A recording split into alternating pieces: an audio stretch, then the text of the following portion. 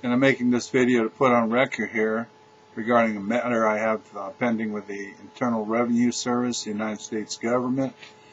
About in 1995-96, I did not file tax returns as I had no taxable income and no obligation to file these tax returns. The government had a different position, and they thought that I had taxable income, but we both agreed that I did not file tax returns. So back and forth, government correspondence, not answering my questions, not actually not being responsive, just coming at me saying you owe money. They tried to hit my bank accounts. They tried to hit my employer and such to get money. They never collected any money on this, but in 2008, they filed a lawsuit trying to get a judgment for $144,000 and to foreclose on my family home.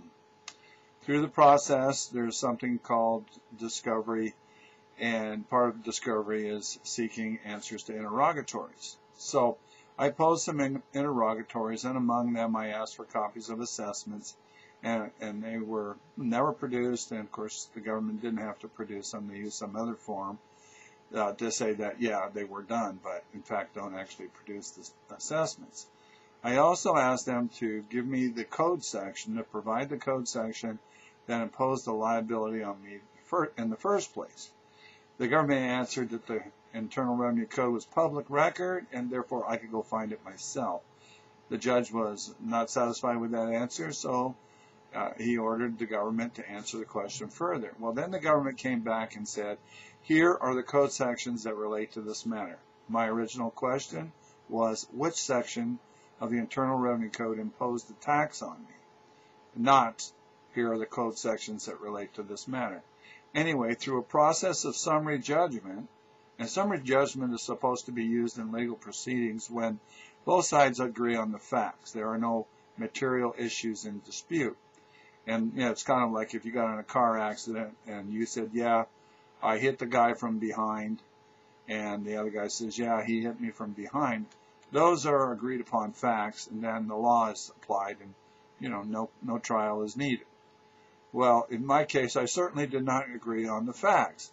That the judge does is he rules that Benoit only had a technical disagreement on the definitions, but he agrees on the facts. I certainly didn't agree on the facts whatsoever. I didn't agree that I had taxable income, and that's you know, the gist of the matter. Anyway, so without trial, I lose. Summary judgment is awarded on behalf of the government. Well, lots of other things have happened in this process. It would probably take about 4 hours of taping to go through it all. But as I discovered early on, one of the reasons I didn't owe the tax, well, actually the penalties, is that, you know, for the penalties to apply, one of the conditions, you have to be negligent. Of course, I certainly wasn't negligent in the whole matter. I was disputing it from the get-go. And so, you know, there's a disputed fact of whether or not a guy is negligent or not. I mean, the law is pretty specific on that. But more importantly, there's a penalty within this process that the IRS charged that is not something would be subject to some sort of interpretation. That's actually a fraudulent charge. There's a section in the Internal Revenue Code that makes it illegal well, actually I'll read it. That's the best way to cover that. Unlawful acts of revenue officers or agent. Any officer or employee of the United States acting in connection with any revenue law of the United States who is guilty of any extortion or willful oppression under color of law, or who knowingly demands other or greater sums than are allowed by law, shall be dismissed from office or discharged from employment, and upon conviction thereof shall be fined not more than $10,000 or imprisoned not more than 5 years. So what we know here is that it's against the law in the Internal Revenue Code to try to collect more money than or greater sums than are authorized by law.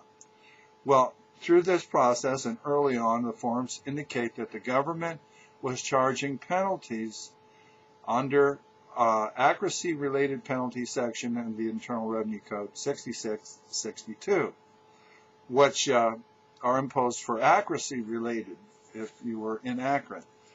Now, this penalty does not apply to people who did not file a tax return. So it kind of makes sense. If you don't file a tax return, you can't be inaccurate. You didn't file a tax return because you don't think you have a tax liability. There are several places where this is covered in the Internal Revenue Code in the United States, Code of Federal Regulations, Treasury decisions, and the like. Under the Treasury decision, accuracy-related penalty goes on to say that accuracy-related penalty applies only in cases in which a return of tax is filed. The accuracy-related penalty does not apply in cases in which a return of tax is filed, except that the penalty does not apply, excuse me, I misread that. The accuracy-related penalty applies only in cases in which a return of tax is filed. That's under the Code of Federal Regulations. It's also in the Internal Revenue Manual, etc., etc., etc., that these accuracy-related penalties do not apply when someone does not file a tax return. I've read 7214 for you. It's very specific. And it says that it's illegal to try to collect greater sums than those are allowed by law. I pointed this out to the United States District Court, pointed it out to the Court of Appeals, and right now we're in the Court of Appeals. Got a motion for asking for the court to vacate this. In my legal briefs, in my motions, I've made this point. The government has not responded to this point whatsoever because obviously they can't. So they just ignore it and hoping that the judge and the court will ignore it. So if this is allowed to stand, not only have they taken my house without a trial, which is a constitutional guaranteed right, they're taking it based on, in a great part, based on penalties that absolutely, unequivocally do not apply